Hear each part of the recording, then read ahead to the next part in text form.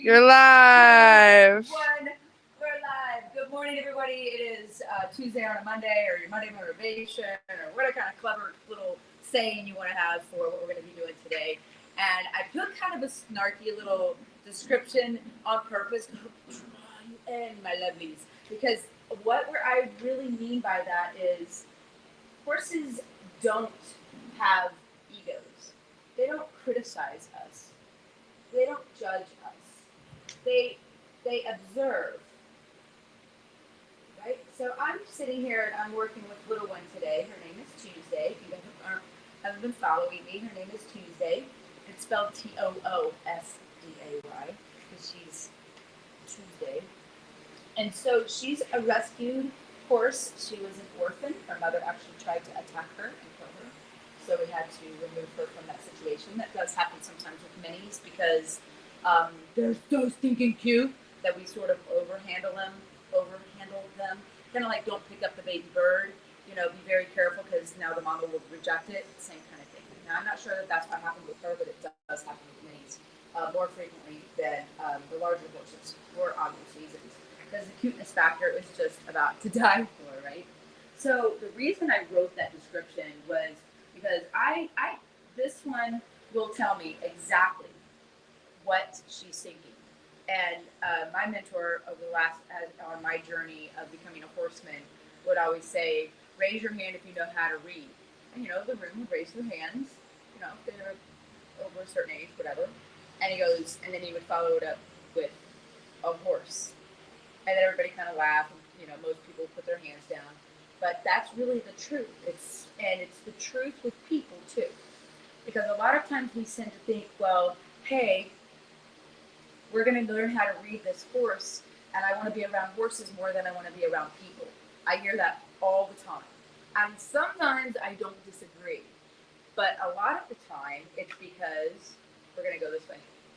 It's because we we are more easily tuned into something that does not have an ego, and it's very easy for us to project our situations onto these horses and say, oh, well, she's thinking this, or oh, well, she's thinking that.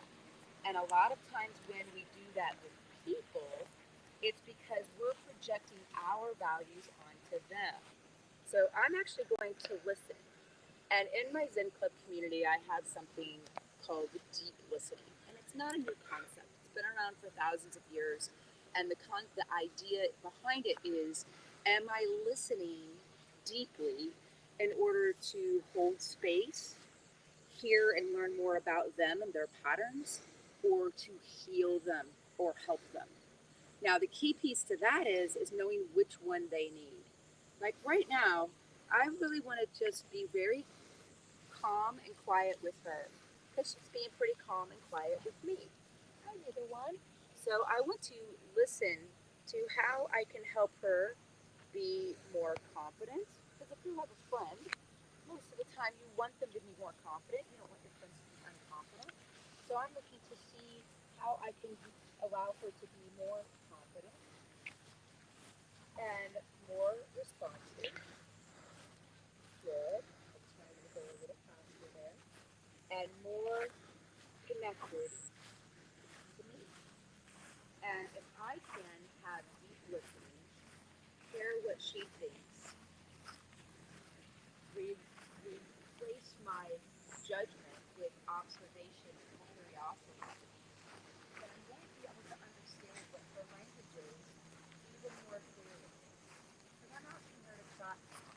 And she's sort of thinking about it. She's kind of running it. So I'll give her half a second. Kind of like my buddy. She's behind the camera. She just woke up. She's like, it's too early, Jen. Don't go on me too quickly. So I just take my time and let her give her a chance to sort of warm up as I continue to listen to her. I listen to what she's thinking, what her body language is telling me. Because 57% of our communication is through body language. If you ever had a problem with a text message, getting like, I call it lost in textlation, right? There's just a little bit of a lack of communication in text because we're not getting the whole picture and we aren't feeling that energetic connection, right? Who wants to get off of Zoom and get out here with the horses and play with me? right? We're so disconnected now. I don't know if anyone heard that little that I think it's ToosDay, that little that means that she's starting to relax into what I'm talking about, relax into the conversation. She's starting to be more confident in stride, and she'll be able to communicate and offer more as a friend. And if she's your coworker or your employee, it's the same concept that just with professionals. The only difference between a professional relationship and a personal one is the level of service. That's it. I am very close with my team. And so I do the same thing with my team. I listen deeply for every chance I can to look for something to build their confidence and look for things we do like bosses out there. A lot of times we have these metrics that we have to meet and all these things that need to happen. And we look for what they're doing, not necessarily wrong, but what they could be doing better, right? And if we can also, in fact, and first and foremostly, look at the things that they're doing correct and amplify, edify those things, then we can start to listen deeply to why they're not actually doing the things that we, as well as they could in their areas, in their soft areas, in their areas of talent. So, like, she's having a little bit of a challenge behind me, staying on the circle. So I'm listening for that, but I'm acknowledging her all the way around in the front and saying, "Good girl." In my head, I'm saying, "Good girl." And just by getting out of her way, leaving her alone. Because let's face it, if you are an employee, it's not about the money necessarily. It's really about the work environment. In fact, they did a study and they found that the money ranked 11th. Number one, work environment, and how we treat and interact with each other, communicating. So I don't know about you, but I think I would want to be in a relationship with someone that said, "Hey, how can I help you be more confident?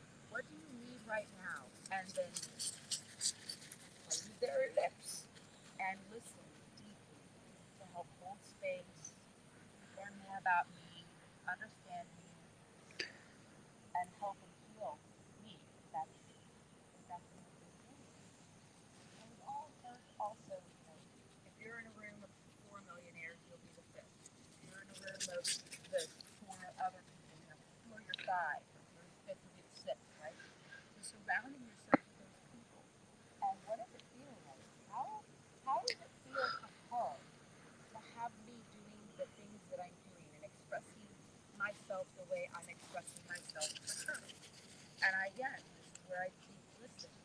I look for her to be calm in her track. 1, 2, like have a good rhythm. 1, 2, 1, 2, 1, 2, 1, 2, 1, 2, 1, 2. I want her to be relaxed in her body. Right? She's got a little fly here or there, and that's okay. I don't know if this note is just fly play on her. And I wait for her to just relax into this a little bit and be more confident. And it isn't about her going around in circles at infinitum. It's about her learning what a circle is and learning how we communicate with each other. There's a little licky Jew, a little licky Jew, because she's so little. And right there, she thought about not doing her job, or taking off early on Friday, right? Taking that little extra long lunch, but made a better choice and kept going. So I acknowledge that in my head. Good job, great job. Just in my head, because that changes my body language, it changes my energy, and allows me to say, "Yeah, you're doing great, girl. Keep it up. You're doing great, girl. Keep it up." So let's see how many laps she's gonna go. I have no idea. It doesn't matter like how many times she goes around me. What matters is how she feels about me. Maya Angelou said it best. It doesn't matter what you say or what you do. It matters how you make people feel. People don't remember what you say or what you do. They remember how you make them feel. And that's what I care about with her right now. She's pretty fit, so she's carrying few extra pounds, kind of like her mommy. But she's pretty fit, so trotting around in the circles is a task for her. She goes on, several miles off. We actually figured it out one time, like the diameter of the circle and how many laps with what distance. Because my friend was like, it's so far, you're getting tired. these animals travel in the wild at 25 miles a day. They basically walk and run a marathon every single day in the wild. And here they walk like from the barn to the track in the back of the barn. Not here. Now I see she's starting to drop her head even more. So that's what I'm looking for. And the people I love and care about, the people that I work with, I look for the same thing. There we go. Now she's starting to get relaxed. She's going to start testing.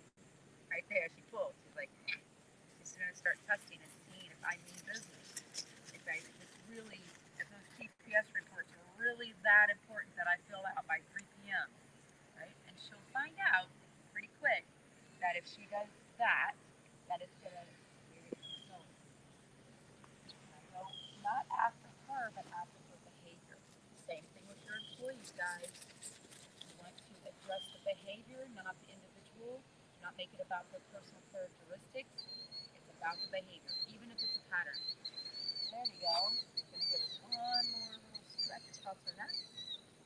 She didn't pull that time. I'm starting to notice that she believes that I mean what I say. And we haven't done circles like this in a little while, so it's kind of cool that she's picking up the skills again. So we're just going to continue to improve them because it's not about her trying to wrong me. It's about her understanding what I'm trying to communicate to her.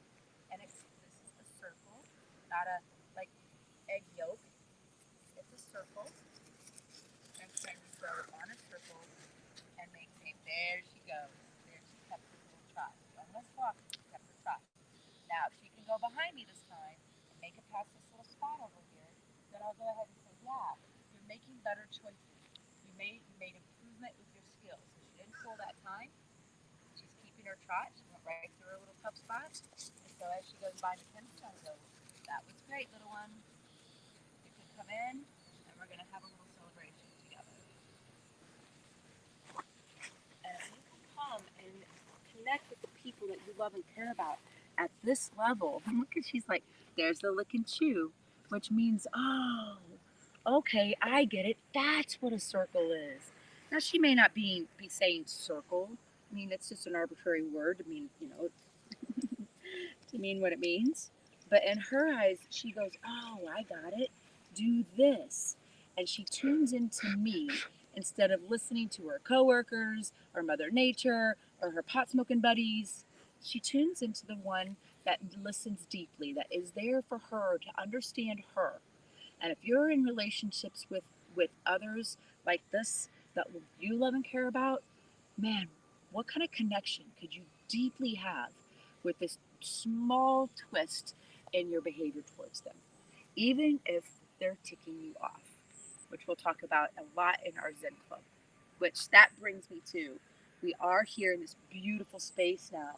The new facility, I'm offering weekend retreats and are leveling up our Zen Club.